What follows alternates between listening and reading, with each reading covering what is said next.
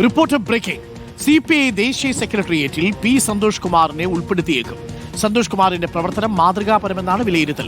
സന്തോഷ് കുമാറിനെ ഉൾപ്പെടുത്തണമെന്ന് കേരള ഘടകം ആവശ്യപ്പെടും. മുതിർന്ന നേതാവ് പ്രകാശ് ബാബുവിനെ വീണ്ടും തഴഞ്ഞേക്കും.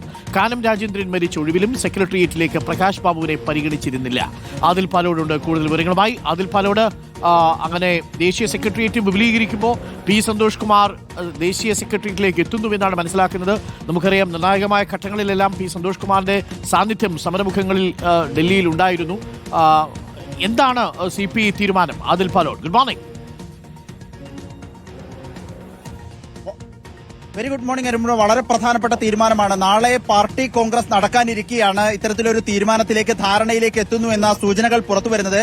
പി സന്തോഷ് കുമാറിനെ കേന്ദ്ര സെക്രട്ടേറിയറ്റിലേക്ക്, ദേശീയ സെക്രട്ടേറിയറ്റിൽ ഉൾപ്പെടുത്തും എന്നുള്ളതാണ് നിലവിൽ ലഭിക്കുന്ന വിവരം. ഏറ്റവും പ്രധാനപ്പെട്ട കാര്യം, മുതിർന്ന നേതാവ് പ്രകാശ് ബാബുവിനെ അവഗണിച്ചേക്കും, വീണ്ടും തഴയാനുള്ള സാധ്യത തന്നെയാണ് കാണുന്നത്. കാനം രാജേന്ദ്രൻ മരിച്ച ഒഴിവിൽ പ്രകാശ് ബാബുവിനെ സജീവമായി പരിഗണിച്ചിരുന്നെങ്കിലും പിന്നീട് ആനി രാജയാണ് കേരള ഘടകം നിർദ്ദേശിച്ചത്. അതിന് പിന്നാലെ ഒരു രാജ്യസഭാ ഒഴിവ് വന്നപ്പോൾ പ്രകാശ് ബാബുവിന്റെ പേര് പറഞ്ഞു കേട്ടെങ്കിലും പിന്നീട് പി പി സുനീറിനെ ആ സീറ്റ് നൽകുകയുണ്ടായി. ഏതായാലും വീണ്ടും തഴയുന്ന സാഹചര്യത്തിലേക്ക് പ്രകാശ് ബാബുവിന്റെ കാര്യം എത്തുമെന്നുള്ളത്. മറ്റൊന്ന്, പി സന്തോഷ് കുമാറിന്റെ, അരുൺകുമാർ പറഞ്ഞതുപോലെ ദേശീയ രാഷ്ട്രീയത്തിൽ സജീവമായി നിൽക്കുന്നു എന്നതുകൂടി പരിഗണിച്ചുകൊണ്ട് മാതൃകാപരമെന്ന് വിലയിരുത്തിയാണ് നേതാക്കൾക്കിടയിൽ ഒരു ധാരണയായിട്ടുള്ളത്. സന്തോഷ് കുമാറിനെ സെക്രട്ടേറിയറ്റിലേക്ക് കൊണ്ടുവരിക എന്നുള്ളത്.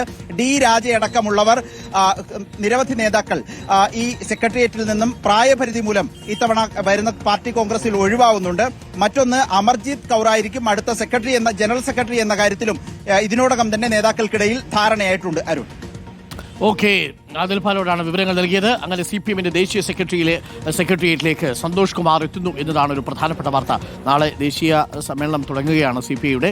അത് പഞ്ചാബിലാണ്.